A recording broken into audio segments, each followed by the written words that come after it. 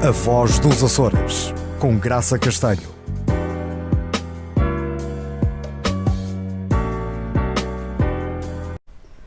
Nos estúdios da SMTV em Ponta Delgada, contamos com a presença da doutora Catarina Melo Medeiros, licenciada em Ensino de Português e Inglês pela Universidade dos Açores. Está atualmente a exercer funções de diretora pedagógica na Escola Profissional da Santa Casa da Misericórdia de Ponta Delgada.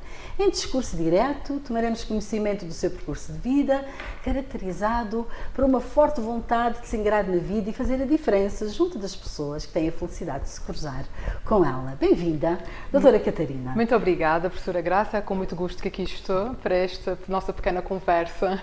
Uma conversa de meia hora que passa a correr.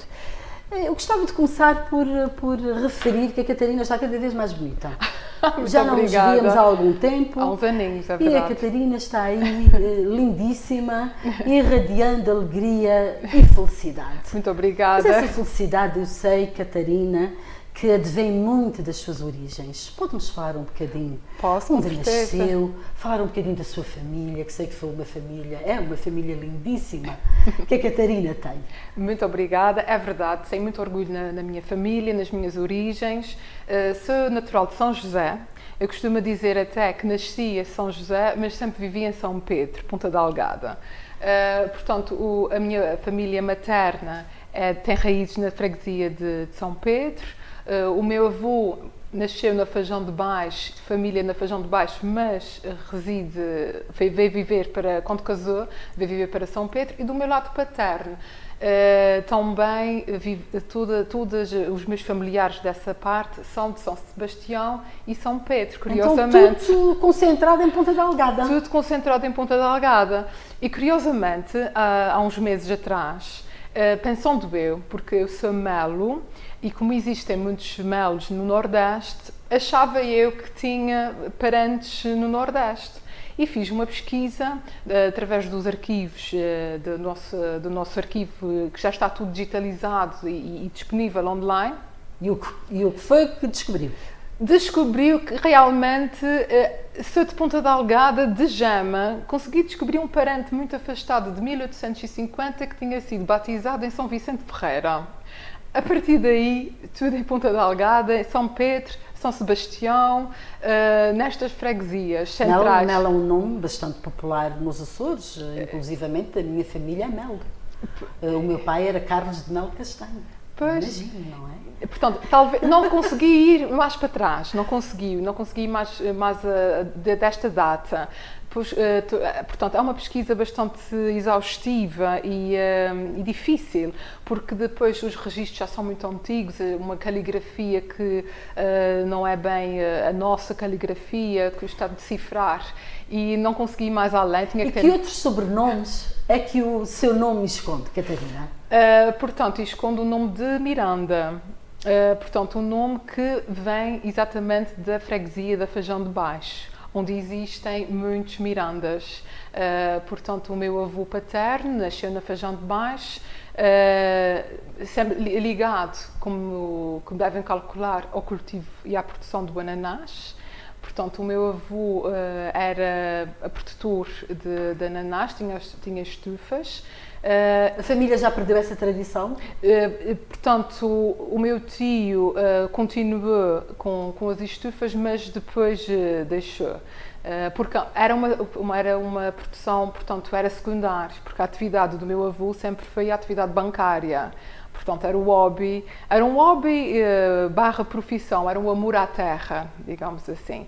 E tanto quando o meu avô se reformou, dedicou-se exclusivamente à produção do ananás. E tendo nascido e vivido na Fajão, certíssimo. Quase podemos dizer que foi a força do destino que o levou até às estufas dos ananases. É verdade, é verdade. Lembro-me sempre, ia muitas vezes ao fim de semana com ele, ver os ananases, entrava nas estufas, acompanhava, aliás, adorava ir com ele, percorrer as estufas. Foi uma infância muito feliz a sua, Catarina. Muito feliz. Desde que a gente se conhece, eu sempre conheci a Catarina com esse sorriso largo, com essa alegria de viver.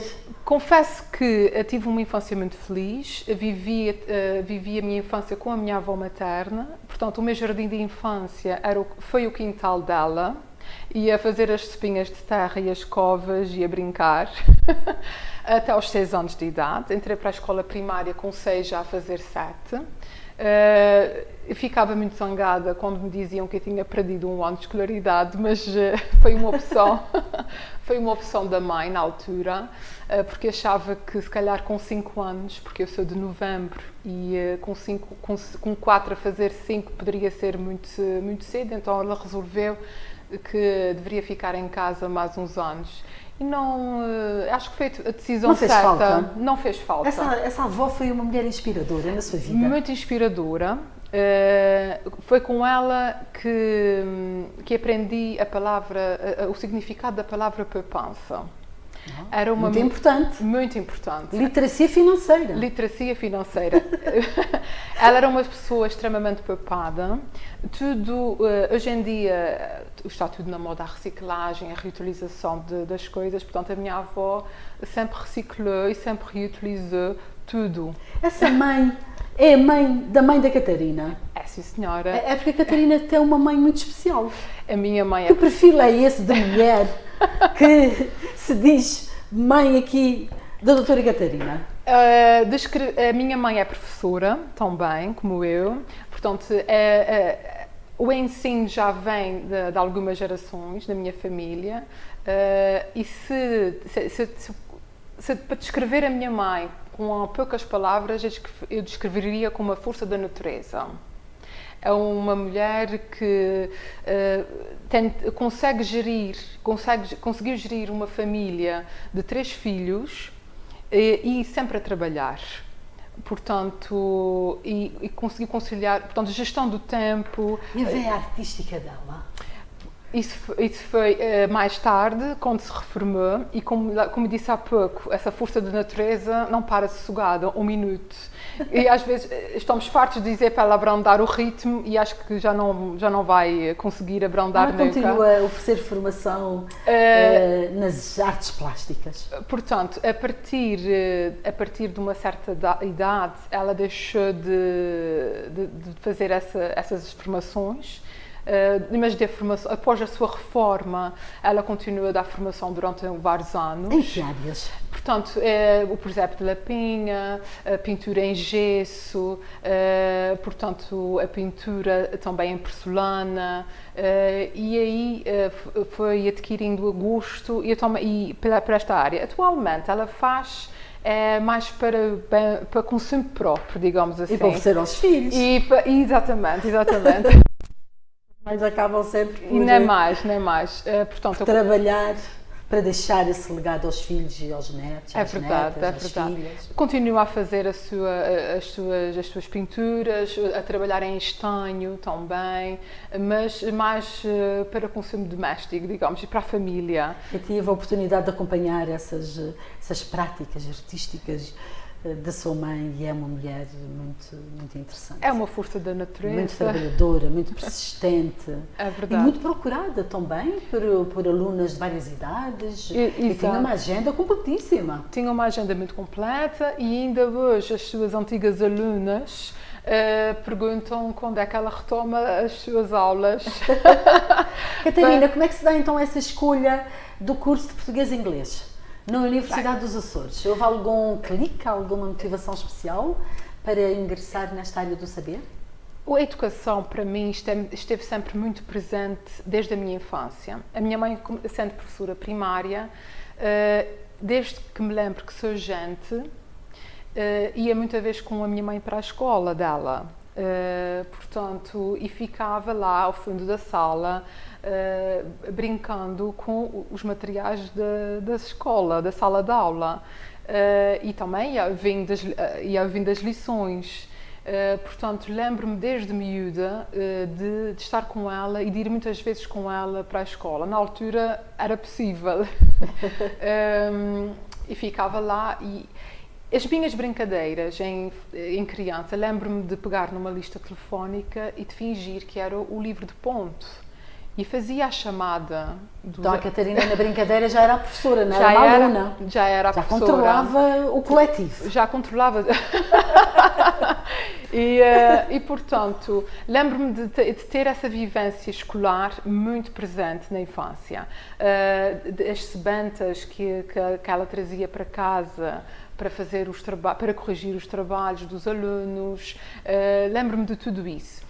E, portanto, não era uma opção logo no imediato, mas à medida que eu fui caminhando através da escola, não é? Tinha duas opções, sempre na área das humanidades, que era ou o direito ou o ensino. Mas realmente cheguei àquele ponto de decisão e sentia que era aquilo que eu gostava de fazer, era estar no ensino, era a educação. E sinceramente não me arrependo até hoje. Inscreveu-se na Universidade dos Açores e continua em Ponta Delgada. Certíssimo. Acha que isso foi uma boa aposta? Portanto, boa aposta na altura. A Universidade dos Açores foi uma boa aposta. A nossa academia é uma excelente academia. Tive belíssimos professores. Foi uma experiência, claro que à luz da distância dos anos nós conseguimos refletir melhor sobre a nossa aprendizagem e realmente nós na altura não apreciávamos tanto, mas depois damos o valor aos obstáculos, às dificuldades e que nos fazem crescer. E foi nesse sentido que disse que tinha sido a opção certa. Também estava em casa, sentia-me em casa. E este ambiente foi totalmente importante para mim. Portanto, Catarina não sentiu necessidade de ir para o continente, para de alguma forma se desvincular do seio familiar? Nunca senti essa necessidade de sair. Sempre teve liberdade na sua casa? Sempre. Os pais, o pai e a mãe sempre muito compreensivos? Tive a liberdade que é bem. Acho que tive a liberdade e transmito isso aos meus alunos, porque sendo professora do terceiro ciclo e secundário, principalmente no ensino profissional, porque quando termino o curso comecei a trabalhar no ensino profissional e por lá fiquei até hoje. E digo sempre aos meus alunos, vocês não tenham pressa de viver tudo já. Portanto, vocês que vivem um momento na altura certa. E isso foi como aconteceu. Claro que os adolescentes são irreverentes, são rebeldes. São mais irreverentes na atualidade. A Catarina sente que há mais pressa de viver hoje em dia. O ritmo é outro. Os adolescentes são sempre irreverentes em qualquer idade. Portanto, sendo há 10 anos atrás, o que caracteriza os adolescentes é a sua irreverência, a sua rebeldia, o desafio às regras. Mas também é isso que os torna diferentes e aliciantes e desafiadores? Completamente. Adolescentes vão ser adolescentes, ponto. Vão ser sempre irreverentes, vão ser sempre desafiadores, vão questionar a autoridade e ainda bem que sim, que o fazem. Porque nós, e cabe-nos a nós, que já passamos por essa fase e já sabemos o que é que passamos, orientá-los.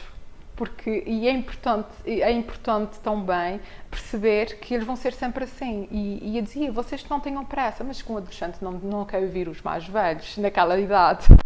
Só passado um tempo. Então os professores e as professoras têm que ter uma boa dose de empatia para compreender essas faixas etárias mais problemáticas. Quando os jovens nos chegam, e principalmente quando acabei o estágio profissional, fui logo trabalhar no ensino profissional e a partir daí apanhei só a partir dos 15, 16, 17 anos e 20 e mais. E, portanto, a minha experiência é muito com os jovens em idades difíceis, ou chamadas idades difíceis. E já vem com a sua personalidade muito, muito vincada, já tem os seus valores muito interiorizados. Cabe-nos a nós, eles têm que sentir que nós os entendamos, e é aí que se cria a empatia é fundamental. Portanto, e eles também têm que perceber que o professor não está ali para os prejudicar. Muitas vezes os jovens com quem eu lido são, e faz parte da adolescência, eles acham que é tudo uma injustiça muito grande, que o mundo inteiro conspira contra eles. Estão sempre reivindicando qualquer coisa. Estão sempre reivindicando, tudo está mal, tudo está contra eles, ninguém os entende. Pronto, e é muito importante que eles percebam que nós já passamos por isso, e nós entendemos o que vocês estão a passar, ninguém vos quer prejudicar. E para mim, e o que me alicia nessa profissão, e é por isso, e o que me fascina na educação, é o fato de poder ajudar jovens a crescer e a terem os seus objetivos. E a construírem os seus objetivos. No fundo, construírem projetos de vida. Construírem projetos de vida. É fantástico. E o índice de sucesso é interessante? É positivo? Tem valido a pena? Tem valido muito a pena. Também lecionei durante muitos anos adultos. E foi um desafio muito grande, porque eu tinha idade para ser filha deles. E realmente... Em que contexto é que a Catarina ensinou adultos? No âmbito da formação ao longo da vida? No âmbito da formação ao longo da vida, pessoas que estavam desempregadas, tinham perdido os seus trabalhos. Também apanhámos ali uma altura de uma grande crise económica em Portugal, houve muito desemprego, e as pessoas que perderam os seus trabalhos foram reencaminhadas para a formação. Que são os cursos de reativar, e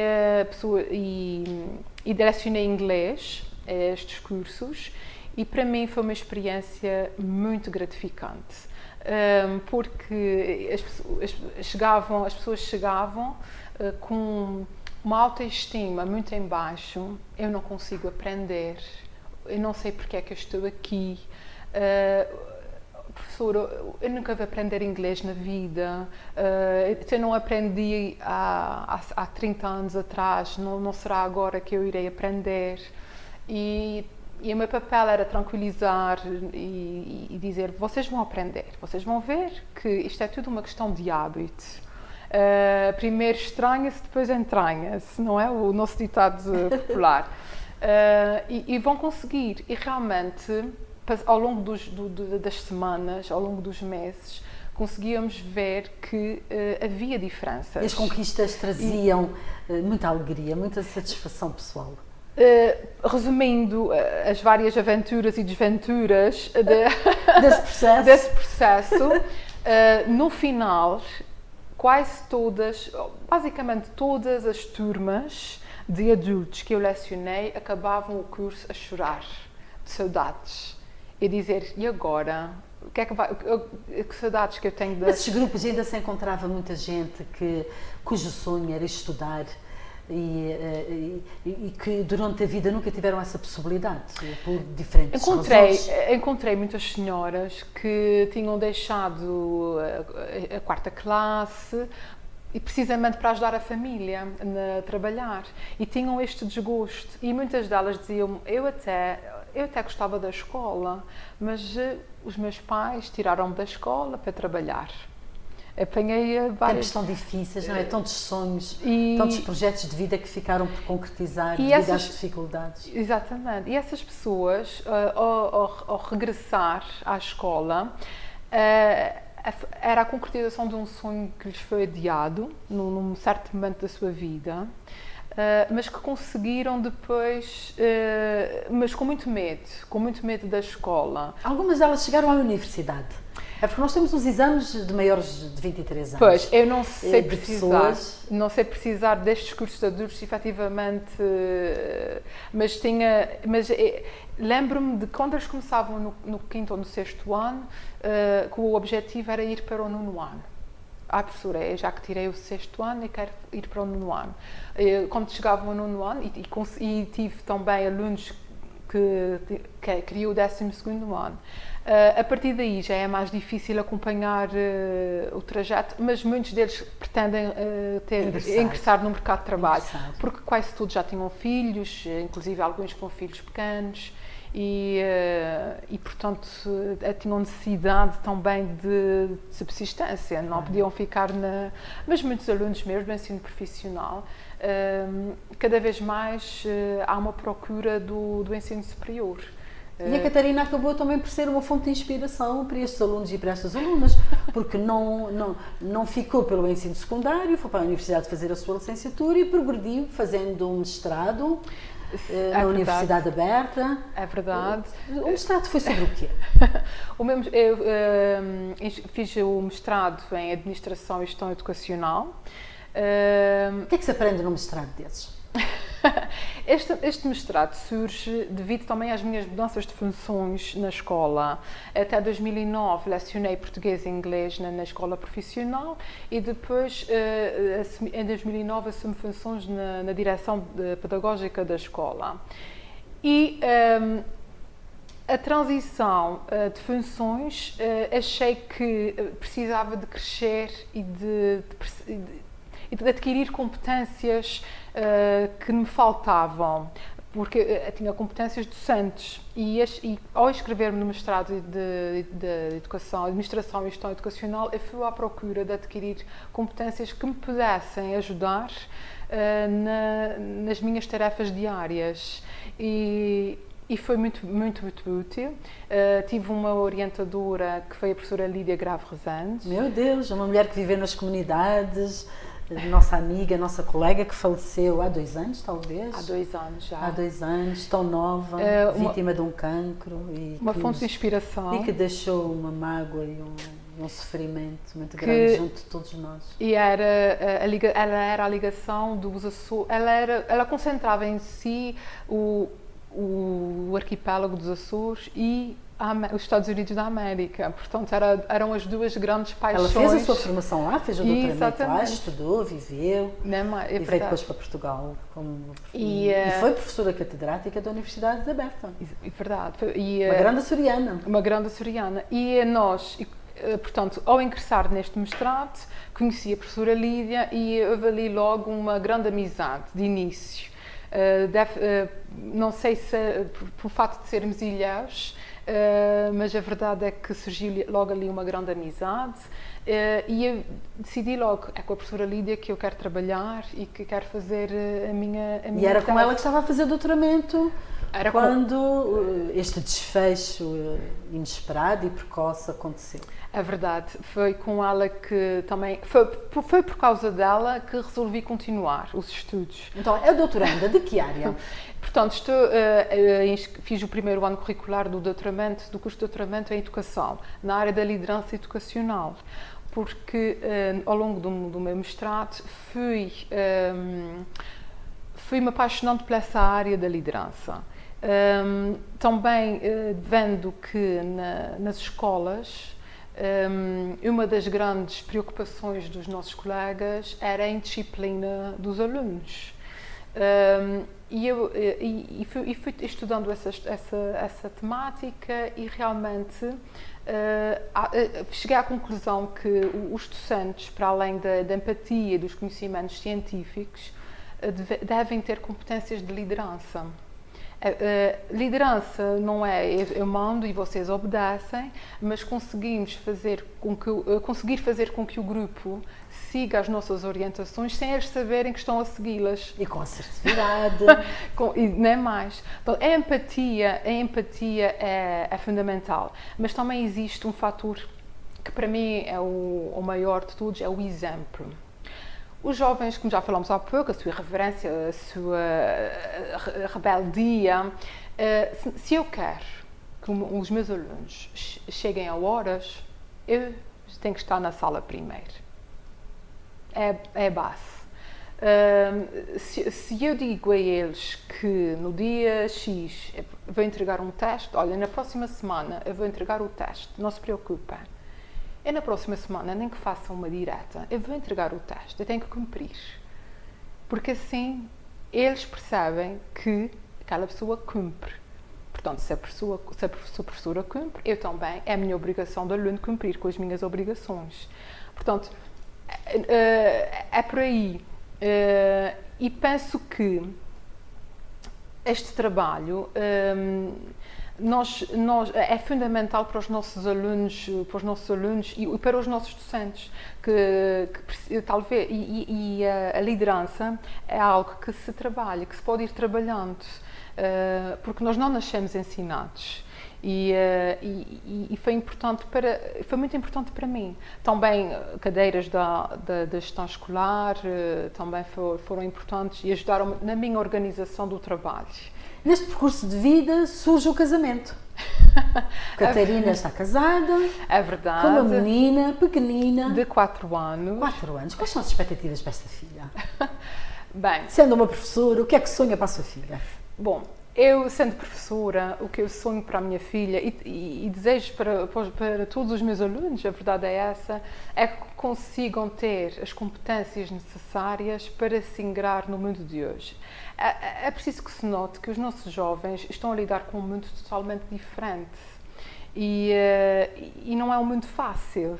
Existem muitas pressões, as redes sociais, as crises, as notícias, e coisa que nós, pelo menos na minha adolescência, não haviam. E muitas vezes o mercado de trabalho está tão diferente que nós estamos a formar jovens e estamos a educar crianças para um futuro muito incerto e para profissões que se calhar não foram ainda inventadas. É verdade. E como é que se prepara um jovem, como é que se prepara uma criança para um futuro que nós não sabemos o que vai ser? E com a disseminação dos robôs, a imprevisibilidade ainda será maior. É tudo tão imprevisível e tão movediço que nós não sabemos como é que vamos lidar com isso. Então, Catarina vive com alguma angústia, toda essa agitação social, pensando no futuro das novas gerações? Eu acho que nós não devemos nos angustiar porque a vida é assim mesmo, nada é igual. Nós seres humanos temos a capacidade fantástica de nos adaptar às situações melhor do que aquilo que nós pensamos. Mas eu acho que, e foi aquilo que aconteceu comigo, não é? Portanto, eu fui educada pelos meus... Eu fiz a minha primeira infância com os meus avós, que já não estão cá. Depois, na escola, tudo tão standardizado, tudo tão definido, não é? Mas o fundamental são os valores. Portanto, se nós transmitirmos os valores não só aos nossos filhos, não só à minha filha, mas também quem trabalha em educação, transmite também sempre um pouco de si e da sua personalidade aos seus alunos, não é? Porque a formação científica dá conhecimentos, mas a outra parte, a componente humana, é fundamental. Mas essa componente humana e dos valores é responsabilidade da família ou é responsabilidade das escolas ou será algo partilhado? Eu penso que numa primeira instância é a família. Logo a seguir é a escola, é fundamental. Portanto, a educação é feita em partilha, porque a criança está na escola e está em casa. E é na escola que ela está a maior parte do tempo. É preciso a família e as escolas trabalharem em conjunto para o mesmo fim. Isso está a acontecer? A Catarina sente que existe essa articulação perfeita, não será, mas pelo menos existe algum tipo de ligação entre a escola e as famílias? Eu penso que as pessoas estão um bocadinho de costas voltadas para as instituições. Mas como otimista que sou, acho que no futuro próximo as coisas vão melhorar um pouco. Eu vou dar um exemplo muito interessante, que é verídico. No primeiro dia de aulas, não fui eu que presenciei, mas a pessoa que me presenciou contou-me. Eu estava a passar em frente a uma escola primária aqui de Ponta Delgada e a menina que saía da escola, a mãe foi buscá-la à escola, a menina que saía da escola estava felicíssima, radiante, com o primeiro dia de aulas, tinha corrido tão bem, e a menina contava à mãe: mãe, sabes o que é que a professora disse? Disse que era para chegar a casa, lanchar e fazer os trabalhos de casa. Resposta da mãe: e estou a ver que essa professora vai chatear. Oh meu Deus, isso é gravíssimo, não é? Catarina, projetos para o futuro? Bom, Projetos para o O que é que futuro. falta concretizar? Que o nosso tempo está a escutar. Falta concretizar a minha tese de doutoramento, que está ali na gaveta, a levedar. Toda a gente tem essas fases de algum desespero. Portanto, eu não digo, não sei quando será, mas está lá, está guardada. Um dia faço tensões de retomar. A Catarina não é mulher para desistir dos seus projetos. É Não. assim mesmo. Aqui ficamos com esta mensagem de uma mulher que continua a estudar, continua a acreditar na educação e faz toda a diferença junto da população estudantil. Muito obrigada, Catarina. Muito obrigada, eu. E foi um prazer muito, muito grande tê-la aqui conosco, nos estúdios da SMTV. Vamos despedir dos telespectadores e telespectadoras dizendo o quê? Não se esqueçam, sejam felizes.